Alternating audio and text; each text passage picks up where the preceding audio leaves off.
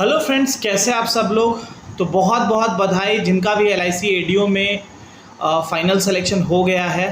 Finally इतने साल का जो आप लोगों का स्ट्रगल था वो आज जाकर ख़त्म हुआ। लेकिन कुछ जो ऐसी बातें हैं, कुछ चुनिंदा दो चार बातें हैं जिनका ध्यान आपको रखना होगा। सबसे पहला बात कि यहाँ पे जब आप ज्वाइन करोगे तो पहले साल में आपको टारगेट मिलेगा, लगभग 20 लाख के आसपास का सुना है प्रीमियम का टारगेट आपको अचीव करना पड़ता है। और अगर आप वो नहीं करोगे तो आपको टर्मिनेट कर दिया जाएगा। उसका एक एग्जांपल मेरे साथ ही है, मेरा एक फ्रेंड है जो मेरा लाइक बैचमेट है, वो FCI में हम दोनों साथ FCI ज्वाइन किए हैं और उनको LIC एडीओ वो ज्वाइन किए थे और उनको LIC ने टर्मिनेट कर दिया था। उनका टारगेट अचीव नहीं हुआ था, काफ़ी डिफरेंस रह गया था उनका टारगेट में। हो सकता है मे बी अगर 20 लाख का टारगेट है तो आप 10 लाख 15 लाख कर दें तो कुछ मार्जिन आपको छोड़ दिया जाए, आपको टर्मिनेट नहीं किया जाए, बट उनका मार्जिन ज़्यादा रह गया था तो उनको टर्मिनेट कर दिया गया था। और उनसे जैसा इन्फॉर्मेशन मिला कि काफ़ी लोगों को LIC एडीओ से लोग LIC टर्मिनेट कर देता है, लगभग 50% लोग मोस्टली टर्मिनेट हो ही जाते हैं। तो आपको वो ध्यान रखना होगा, आप ज्वाइन करेंगे तो आपको काम करना पड़ेगा।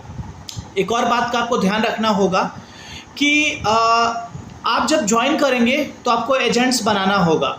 और यहाँ पर जो प्रॉब्लम सबसे ज़्यादा ये होता है कि आप भी उस ऑर्गेनाइजेशन में नए होते हैं और वो एजेंट भी जो होगा ना वो भी LIC से या इस इंश्योरेंस सेक्टर में वो नया ही होता है। और जो पुराने एजेंट्स होते हैं तो वो तो आपके साथ जुड़ेंगे नहीं, वो तो ऑलरेडी किसी DO के साथ जुड़ा होता है, तो वो पुराने एजेंट्स तो आपके साथ आएंगे नहीं।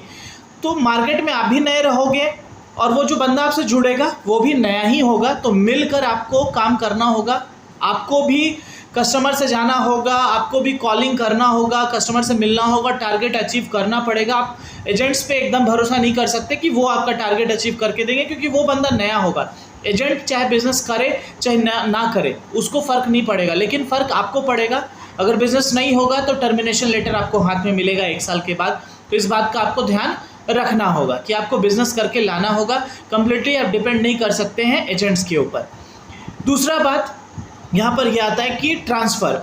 बहुत लोग ऐसे हैं जो दूसरे जोन्स में, दूसरे डिविजनल ऑफिस से फॉर्म फिल कर दिए हैं। कोई यूपी का है तो कोई झारखंड या बिहार में, कहीं पे भी ज़्यादा सीट है वो देख करके उसने फॉर्म कहीं और से फिलअप कर दिया। अब तो भाई भैया पोस्टिंग वहीं पर होगी। अब आप वहाँ जाओगे, काम करोगे 2 साल 3 साल, आप अपना एक टीम बना लोगे एजेंट्स का, आपका बिजनेस चलने लगेगा। अब फिर आप चाहोगे कि आप अपने स्टेट आ जाओ, एकदम आ सकते हो। जो गाइडलाइंस है 3 साल 4 साल आप आ सकते हो अपने स्टेट में, प्रॉब्लम नहीं है। लेकिन प्रॉब्लम क्या होगा ना कि आप जब अपने स्टेट में वापस आ जाओगे तो आपको फिर से ज़ीरो से शुरू करना होगा, क्योंकि आपके लिए वो मार्केट नया होगा, वो फील्ड नया होगा जहाँ पर आप जाओगे जिस सिटी में। और वहाँ जो एजेंट्स बनाने होंगे आपको फिर से ज़ीरो से स्टार्ट करना होगा, क्योंकि पुराने एजेंट्स तो वहीं छूट जाएंगे। मे भी हो सकता है वो स्टिल आपको अभी भी बिजनेस दें, बट आपको लगता है कि जो आप वहाँ से छोड़ के चले जाओगे आपके पुराने शहर से, तो जो वहाँ के DO होंगे क्या वो आपके एजेंट्स को अप्रोच नहीं करेंगे?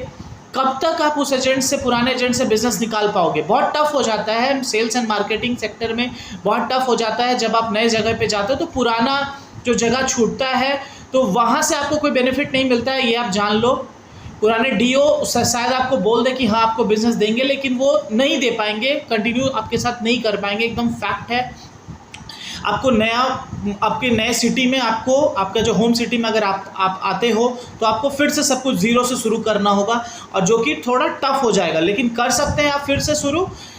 लेकिन आपको इस बात का ध्यान रखना होगा कि अगर आप लोग कहीं बाहर से अगर आपने फॉर्म फिल किया है तो आप ट्रांसफ़र जब लोगे तो सब कुछ फिर से फ्रेश स्टार्ट हो जाएगा आपके लिए, ठीक है। तीसरा बात, मेडिकल। देखिए, मेडिकल का LIC एडीओ में कोई ऐसा प्रॉब्लम नहीं है। जब आप ज्वाइन करते हो बहुत रिलैक्स रहता है। किसी का पास्ट में कोई मेडिकल इश्यूज़ है, कोई प्रॉब्लम किसी को भी नहीं होने वाला है।